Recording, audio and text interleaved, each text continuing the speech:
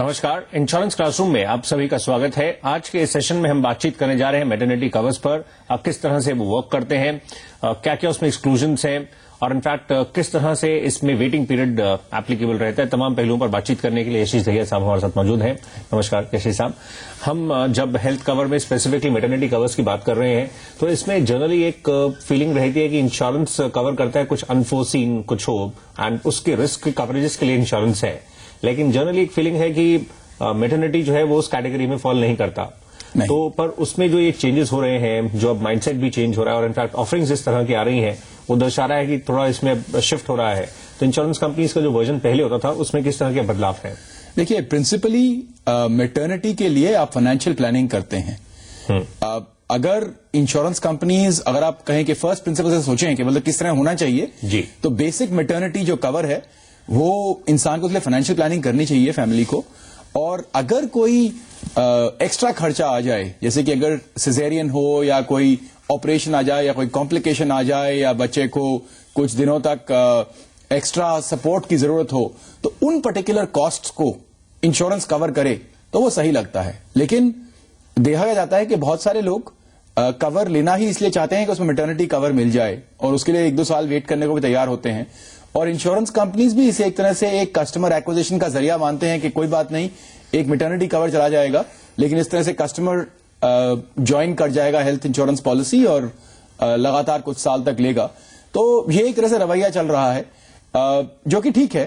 अगर ऐसी सोच रहती है तो उसको उस सिचुएशन में क्या क्या कवर मिल सकते हैं ये हम क्लियर कर सकते हैं ज्यादातर। लेकिन इसके ऊपर अगर फाइनेंशियल प्लानिंग के थ्रू करें तो ज्यादा फायदा रहता है, क्योंकि काफी लिमिटेशंस रहती हैं इस प्रोडक्ट। अच्छा यशीष साहब, उसको उस सिचुएशन में क्या क्या कवर मिल सकते हैं ये हम क्लियर कर सकते हैं ज्यादातर। लेकिन इसके ऊपर अगर फाइनेंशियल प्लानिंग के थ्रू करें तो ज्यादा फायदा रहता है, क्योंकि काफी लिमिटेशंस रहती हैं इस प्रोडक्ट। अच्छा यशीष साहब, इसमें जैसे अगर हम देख रहे हैं आजकल सिजेरियन केसेस जो हैं वो भी बढ़ रहे हैं, कई बार कुछ केसेस कॉम्प्लेक्स भी हो जाते हैं। तो ऐसे में जब मेडिकल कॉस्ट ओवरऑल हम देखते हैं काफी ज्यादा हो रही है, तो in that case maternity cover की भी जो डिमांड है वो भी पिकअप हो रही है। मतलब उसमें आप किस तरह का आपने ट्रेंड्स ऑब्जर्व किए हैं?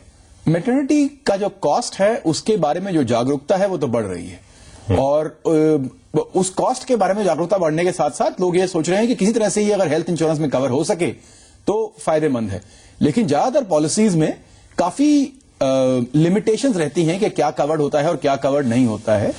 प्राइमरीली जो पॉलिसीज हैं वो आपको 25,000 रुपए तक कवर करती हैं नॉर्मल डिलीवरी पे, 15 से 25,000 रुपए तक, और 50,000 रुपए मैक्सिमम कवरेज देंगी सिजेरियन डिलीवरी के दौरान। और अगर कोई भी कॉम्प्लिकेशन आती है उससे आगे बच्चे के पैदा होने के बाद, तो ज्यादातर हेल्थ इंश्योरेंस पॉलिसीज में पहले 90 दिन का वेट पीरियड होता है। एक्सक्लूजन मानते हैं उसे, कि बच्चे के पैदा होने के 90 दिन तक बच्चा उसमें कवर्ड नहीं होता। तो अगर उससे कोई वेंटिलेटर चाहिए या कोई भी मतलब इंक्यूबेटर चाहिए है तो वो कॉस्ट आज के दिन में हेल्थ इंश्योरेंस में इंक्लूड नहीं होते हैं, जो कि होने चाहिए। इसके वेवर मिल जाते हैं, वेवर होते हैं जो कि 0 डे की से आपको कवर करने को मिल जाते हैं, लेकिन आपको वो स्पेशली मांगने पड़ते हैं कि भाई हमें 0 डे से चाइल्ड बर्थ से डे 1 से ही पूरा कवरेज मिले। ओके, हम देख रहे हैं कुछ कंपनीज जो इस तरह की ऑफरिंग्स हैं, मेरी क्लेम है, साथ में आपको मैटरनिटी भी उसमें ऑफरिंग्स हैं। लेकिन आप इसमें बता सकें ये जिस तरह से ये पूरा ये वर्क कर रहा है और इसको लेकर जैसे आपने कहा एक तरफ ये डिमांड अब पिकअप हो रही है, लेकिन समहाउ जब आगे बढ़े तो इसमें कौन से और पहलू हैं जिनको देखना चाहिए, जिसमें एक्सक्लूजन्स भी काफी इंपॉर्टेंट रहता है, लेकिन और जैसे आप अपनी बात में आपने जिक्र किया इसमें सब लिमिट्स भी हैं। तो इनफैक्ट हो सकता है मिस्टर एक्स का कवर 5 लाख का हो, लेकिन उसमें मैटरनिटी की एक सब लिमिट है, यानी आप 5 लाख के कवर में हो, लेकिन उस सब लिमिट के अकॉर्डिंगली ही ये जो है कवरेजेस होंगी। बिल्कुल। तो अगर आपके पास कोई भी प्रोडक्ट है 5 लाख या 7 लाख रुपए का आपने कवर ले रखा है, तो उसके अंतर्गत आपकी सब लिमिट रहेगी 25,000 रुपए नॉर्मल डिलीवरी पर, 50,000 रुपीज आपका सिजेरियन बर्थ पे। जैसे अगर मैं अपोलो म्यूनिक की बात करूं तो ये कवरेज आते हैं 7.5 लाख रुपए की पॉलिसी पे आते हैं। तो किसी भी कंपनी को आप देखेंगे उसका कितना कवर लेते हैं उसके हिसाब से आते हैं। बेसिक मैथमेटिक्स जो कंपनी ने कर रखा है वो ये है कि जब तक आपको ये कवरेज मिलेगा, अगर आपने कोई और क्लेम नहीं किया तो आप तकरीबन वो मैटरनिटी का कॉस्ट दे चुके होंगे कंपनी को। आपका वेट पीरियड 24 महीने से लेकर 48 महीने तक रहता है। अलग अलग कंपनी का, किसी कंपनी का ये जा सकता है 72 मंथ्स तक भी, पर बहुत एक्सेप्शनल होती हैं, बट द मिनिमम 24 मंथ्स है। और ज्यादातर जो आप पॉलिसी लेंगे उसका कॉस्ट अगर वो ये कवरेज देने वाली होगी, तो अगर आप फैमिली के लिए लेंगे तो उसमें अगर आप 5 लाख रुपए की पॉलिसी ले रहे हैं 2 लोगों के लिए, तो उसका कॉस्ट भी तकरीबन 8-10 हजार रुपए होगा, जो कि अगर आप 4 साल उसका पेमेंट करेंगे आपका 32,000 हो जाएगा। 5वें साल में आपको कवर मिलने वाला है, आप 40,000 रुपए खर्चा कर चुके होंगे।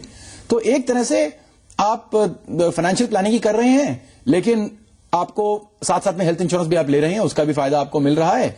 और इंश्योरेंस कंपनी को भी अच्छा है, इसी बहाने आप कम से कम हेल्थ इंश्योरेंस तो ले रहे हैं, जो कि इतनी जरूरी है आपके लिए कि उसके बिना आपको बहुत नुकसान हो सकता है। ओके, बट ऐसे साहब इसमें अगर हमने ये भी देखा है, अभी इंडिविजुअल प्लान्स में, लेकिन ग्रुप में ये मेजरली काफी ऑफरिंग्स रहती हैं कि एज अ ग्रुप पूरा आप कहीं पर एम्प्लॉयड हैं और आपका एम्प्लॉयर सभी एम्प्लॉयज को ऑफर कर रहा है, उसमें ये जिस तरह से ये बेनिफिट रहता है, क्या वो क्या बेटर ऑप्शन है? मतलब आप उसको कैसे देखते हैं? बिल्कुल बेटर ऑप्शन है। अगर आप किसी ऑर्गेनाइजेशन में काम करते हैं और आपकी ऑर्गेनाइजेशन जो कवर ले रही है वो मैटरनिटी कवर प्रोवाइड कर सकती है, तो आपको उसमें बहुत फायदा होता है।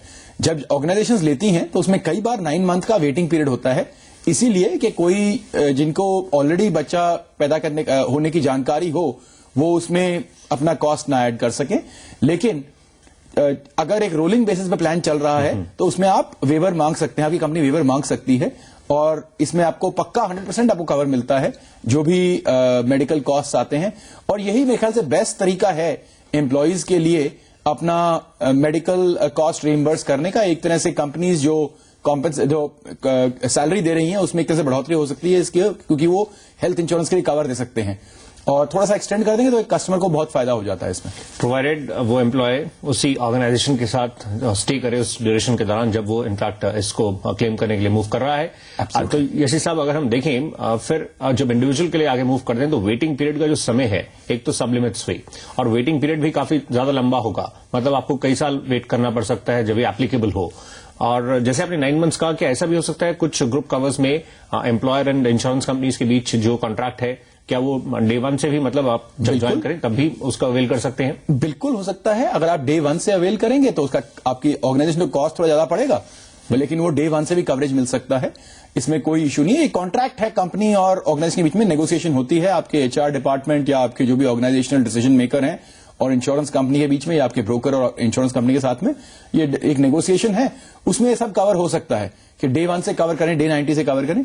लेकिन अगर आप इंडिविजुअल प्लान में ले रहे हैं तो पहले 2 साल तक मैटरनिटी कवर नहीं हो पाएगा, ज्यादातर प्लान में 4 साल तक नहीं हो पाएगा और 4 साल के बाद भी जो कवरेज मिलेगा वो लिंक्ड है कि आपने कितना सम एश्योर्ड ले रखा है। जैसे अभी भी दिखा रहे थे, अगर आप अपोलो म्यूनिक का 7.5 लाख का कवर लेते हैं तो आपको 25,000 रुपए मैटरनिटी बेनिफिट मिल सकता है 4 साल के बाद भी, और 40,000 रुपए बेनिफिट मिल सकता है सिजेरियन डिलीवरी में। और एक और खास बात है कि अगर बच्चे के पैदा होते ही उन्हें कोई इंक्यूबेशन वगैरह की जो जरूरत पड़ती है तो वो कॉस्ट ज्यादातर हेल्थ इंश्योरेंस पॉलिसीज में कवर्ड नहीं होते हैं, उसके लिए आपको वो पॉलिसी लेनी है जिसमें डे 0 से आपका कॉस्ट कवर्ड रहे। एक और पॉइंट है, अगर किसी ने अबॉर्शन कराया है तो वो अगर इमरजेंसी के कारण हुआ है तो वो कॉस्ट कवर होगा नॉर्मल हेल्थ इंश्योरेंस प्लान में, लेकिन अगर वो अपनी खुद की इच्छा की वजह से है तो वो कवर नहीं हो पाएगा, उसके लिए आपको कहीं से रिइंबर्समेंट नहीं है। वॉलंटरी है तो नहीं है, लेकिन अगर रिस्क है लाइफ को, इनफैक्ट कुछ उस तरह से कॉम्प्लिकेटेड केस है, देन इन दैट केस आप जैसे बता रहे हैं कवर होगा। बिल्कुल। बट यशी साहब, इसमें ये भी है, जब आप मैटरनिटी कवर के लिए आपने किया, बेशक ग्रुप से है और जो रूटीन चेकअप्स हैं या इनफैक्ट कुछ टेस्ट इन्वॉल्व हैं या कुछ मेडिसिन जिस तरह से प्रिस्क्राइब्ड है, क्या वो कवर नहीं होंगी? क्या वो एक्सक्लूडेड कैटेगरी में सभी में जनरली रहती हैं? ज्यादातर वो एक्सक्लूडेड रहती हैं, ज्यादातर ये ओपीडी के अंतर्गत आती हैं, तो अगर आपके पास ओपीडी कवरेज है तो आप उसके अंतर्गत थोड़ा बहुत कवर कर सकते हैं, लेकिन ज्यादातर आपके जो नॉर्मल चेकअप्स हैं, अनलेस की आपकी पॉलिसी स्पेसिफिकली कहती है कि मंथली चेकअप कवर्ड होगा या ऐसे कुछ कवर्ड होगा, तो वो ज्यादातर कवर्ड नहीं होते हैं। थोड़ा बहुत pre hospitalisation, post hospitalisation cover होता है, लेकिन जो रेगुलर चेकअप्स हैं वो आपके कवर नहीं होते हैं हेल्थ इंश्योरेंस के अंतर्गत। राइट। आप जैसे साहब, इसमें जहां तक प्रीमियम्स की बात है, ये ग्रुप प्लान्स की अगर हम बात करें, जैसे आपने कहा वो एक बेटर ऑप्शन हो सकता है, उसमें किस तरह से जनरली कैलकुलेट होते हैं, क्लेम रेशियो किस तरह से रहा, लेकिन मैटरनिटी में क्या जो जर्नल एवरेज एज है एम्प्लॉयज की, क्या वो भी देखी जाती है? क्या वो पहलू रहेंगे? हम कुछ बिल्कुल। देखिए, जब भी आपको कोई भी कंपनी में कवरेज मिल रहा होता है तो वो कंपनी के एम्प्लॉयज और कौन कौन कवर होने वाले हैं, मतलब उनके फैमिली मेंबर्स, किसकी शादी हुई है, शादी नहीं हुई है, शादी को कितने साल हुए हैं, कितने बच्चे हैं, क्या एज है सबकी, वो सब फैक्टर्स देखकर इंश्योरेंस कंपनी असेस करते हैं कि उनको क्या कॉस्ट आने वाला है।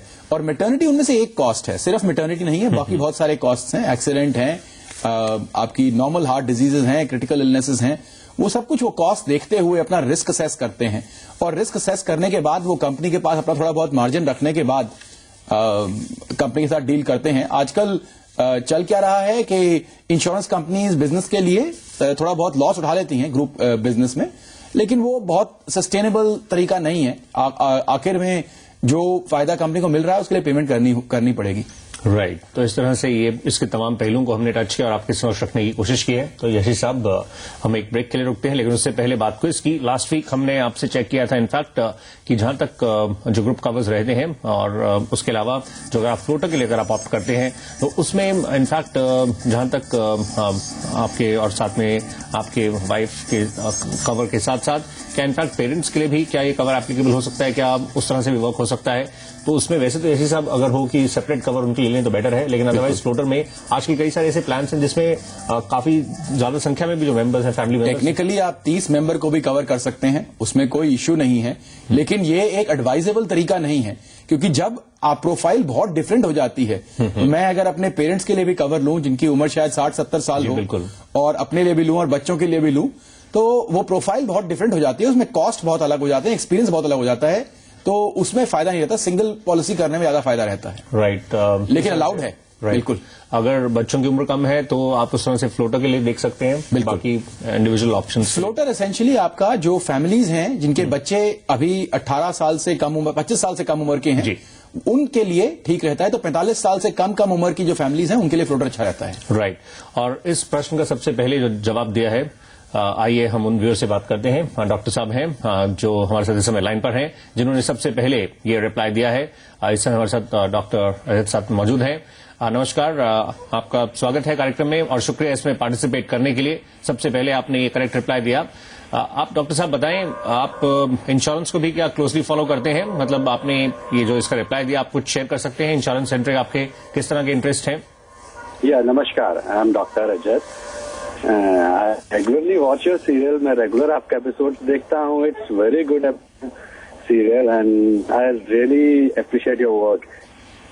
Thank you sir, thank you very much. Thank you very much. आप कुछ और फीडबैक आप शेयर करना चाहते हैं इन द सेंस, कुछ और हम इसमें इनकॉर्पोरेट करें, कुछ इसमें और आपके लिए इन्फॉर्मेटिव किस तरह से किया जा सके?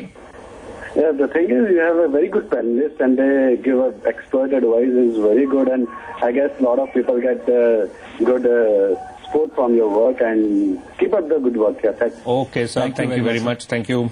एंड हमारी टीम जल्द ही आपसे संपर्क भी स्थापित करेगी। Thank you very much. और आइए अब हम आज के प्रश्न की बात करते हैं। आज जिस तरह से हमने बातचीत की है मैटरनिटी कवर को लेकर, तो जहां तक इंडिविजुअल कवर्स की बात है और उसमें वेटिंग पीरियड जहां तक हम बात कर रहे हैं, उसमें कितने मंथ्स के बाद एप्लीकेबल होता है? क्या ये 9 मंथ्स के बाद एप्लीकेबल है? हम बात कर रहे हैं, अगर आपने ध्यान से सुना हो, ये प्रश्न निजी जो इंडिविजुअल हेल्थ कवर्स हैं, हम इसमें ग्रुप कवर्स की बात नहीं कर रहे हैं, इंडिविजुअल कवर्स की बात कर रहे हैं। प्रश्न उससे सेंट्रिक है। तो इसमें वेटिंग पीरियड कितना रहता है? क्या 9 मंथ्स है? अगर ऑप्शन ए आपको लगता है करेक्ट है, या बी या सी जो आपको लगता है करेक्ट रिप्लाई है, आप हमें मेल और एसएमएस के जरिए भेज सकते हैं अपने रिप्लाईज। इंश्योरेंस क्लासरूम @ZeeNetwork.com पर आप अपने रिप्लाईज हमें भेज सकते हैं। साथ ही एसएमएस के जरिए ज्वाइन करना चाहें तो आप पहले इंश्योरेंस मेंशन करें, उसके बाद ऑप्शन ए, बी या सी जो आपको लगता है करेक्ट है हमें 57575 पर भेज दें। डिटेल्स इस समय स्क्रीन पर हैं। आप इस क्विज में किस तरह से पार्टिसिपेट कर सकते हैं, हमें आपके रिप्लाईज का इंतजार रहेगा, साथ ही आपके सुझावों का भी। तो यही साहब एक छोटा सा ब्रेक लेते हैं, कुछ ही देर में हम आपके प्रश्नों को शामिल करेंगे।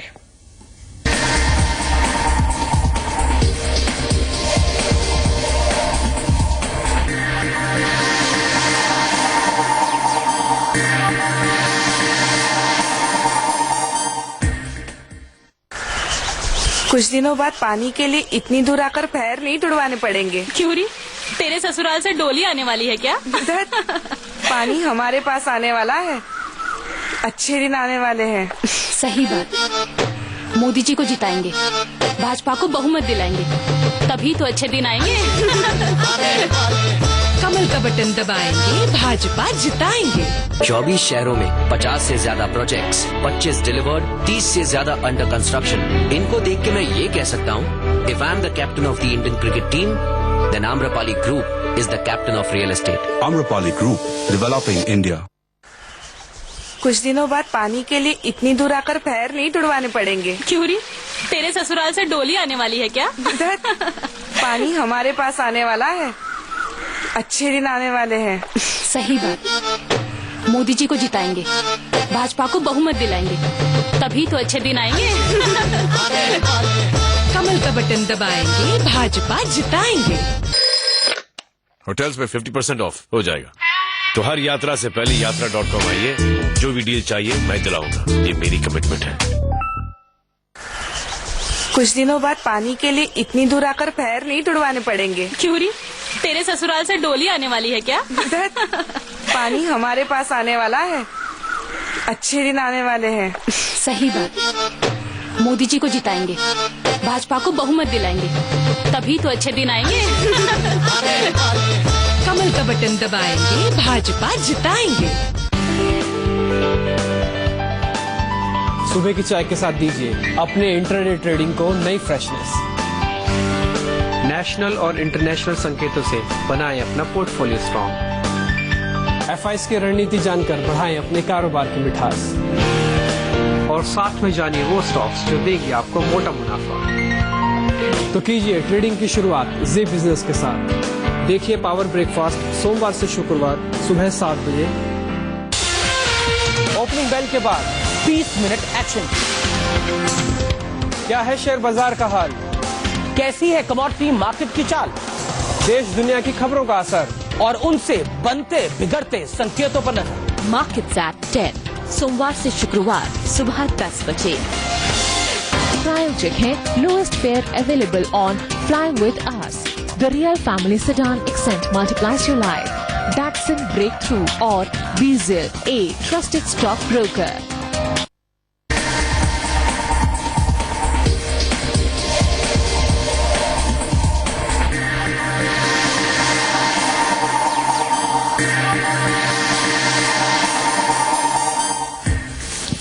Welcome back. आप इंश्योरेंस क्लासरूम देख रहे हैं और आइए अब हम आपके प्रश्नों को शामिल करते हैं। साहब, पहला प्रश्न अब इंक्लूड कर रहे हैं, ये शशिकांत साहब की तरफ से है। स्क्रीन पर आइए, इसको हम देखते हैं और इनसे हम बातचीत करेंगे।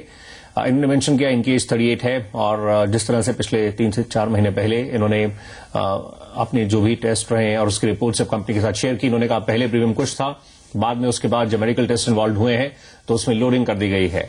तो शशिकांत साहब, आप प्लीज बताइए, आप इसमें क्या एग्जैक्टली चेक करना चाह रहे हैं, क्योंकि कंपनी ने जो पहले आपको रेट कोट किया होगा वो नॉर्मल केस समझ के किया होगा, टेस्ट के बाद आप खुद ही कह रहे हैं उसमें कुछ उन्होंने पाया होगा जिसके बाद लोडिंग की, तो आप इसमें क्या चेक क्या करना चाहते हैं, प्लीज बताइए। हाँ जी, इसमें मैं बताना चाहता हूँ कि मेरा जो एज है 38 ईयर्स है जी, और मेरा जो एनुअल इनकम जो है वो 3.7 लाख है। तो मैंने अविवा में सितंबर 2013 में जी आईलाइफ के लिए ऑनलाइन एप्लीकेशन किया था, मैंने अप्लाई किया था। राइट। तो अविवा में शुरुआत में उन्होंने जो प्रीमियम कोट किया आपने बताया 50 लाख के कवर के लिए 720 बताया था, आपको 7500 कहा, बाद में बढ़ाकर 10,000 किया गया।